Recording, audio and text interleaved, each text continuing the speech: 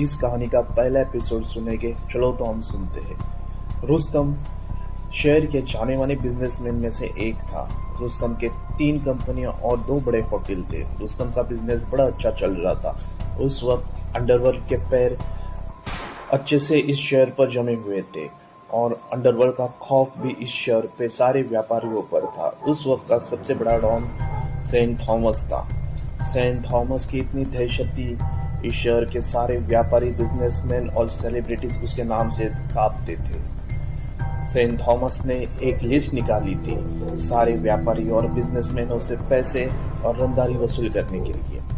उस वक्त उस लिस्ट में रुस्तम का भी नाम था। रुस्तम के बारे में ज्यादा कोई नहीं जानता था, केवल उससे रुस्तम सेठ कहते थे। रुस्तम रोजाना की तरह अपने कंपनी से घर की ओर अपने मर्सिडीज में निकल पड़ा। उसी वक्त रास्ते में उसे 3-4 गाड़ियों के काफिलों ने रोक दिया। रुस्तम बड़ा ही बहादुर था। रुस्तम ने अपने गाड़ी का दरवाजा खोल के बाहर आकर देखने की कोशिश की। तुरंत ही पीछे से एक आदमी ने डार्ट गन चला दी और रुस्तम को वही बेहोश कर दिया। रुस्तम जैसे ही कुछ समझता वो वही बेहोश हो गया। आदमियों ने रुस्तम को गाड़ी में डालकर सेंट थॉमस के ऑफिस में ले आए। सेंट थॉमस अपनी कैबिन में बैठा हुआ था। सारे व्यापारियों को किडनैप करके सेंट थॉमस के अड्डों पर लाया था। सेंट थॉमस ने अपने राइट हैंड पॉल से कहा, सभी आदमियों को लाकर मेरे सामने खड़े कर दो, मैं सबको देखना चाहता हूँ। इस बार मैं सबको धमकी दूंगा और सबको वार्निंग दूंगा मुझे कितना पैसा चाहिए। पॉल ने तुरंत ही अपने आदमियों को ऑर्डर दी और सारे आदमियों को कतार में खड़ा कर दिया। उस कतार में रुस्तम भी था। रुस्तम ने एक घुटनों तक लंबा काला सूट पहना था। रुस्तम के सर पर एक हैट सी थी। सेंट थॉमस अपने कैबिन से बाहर आके बाहर की कुर्सी पर बैठ गया। उस वक्त वो अपनी नजरें सभी व्यापारियों के चेहरों पर घुमा रहा था। वो देख रहा था गौर से सभी व्यापारियों को। देखते देखते उसकी नजर एक जाने पहचाने चेहरे पर पड़ गई। उसने ठीक से देखने की कोशिश की, लेकिन रुस्तम दूर था, वो ठीक से देख नहीं पा रहा था। उसने पॉल से कहा, ये काले सूट वाले आदमी को आगे ले आओ। पॉल ने अपने 2 आदमियों को ऑर्डर दी, इस आदमी को आगे ले आओ।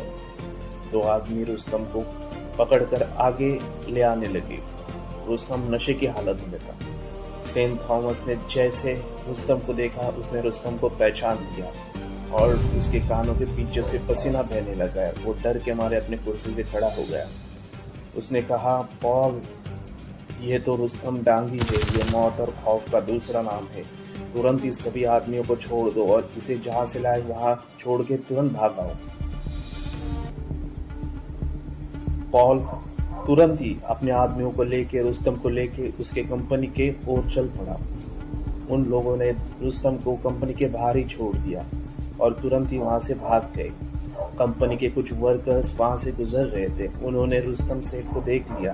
तुरंत ही वो भागते हुए आए। उन्होंने रुस्तम सेठ को उठाकर अपने ऑफिस में ले गए और कंपनी वर्कर्स ने डॉक्टर को बुला लिया।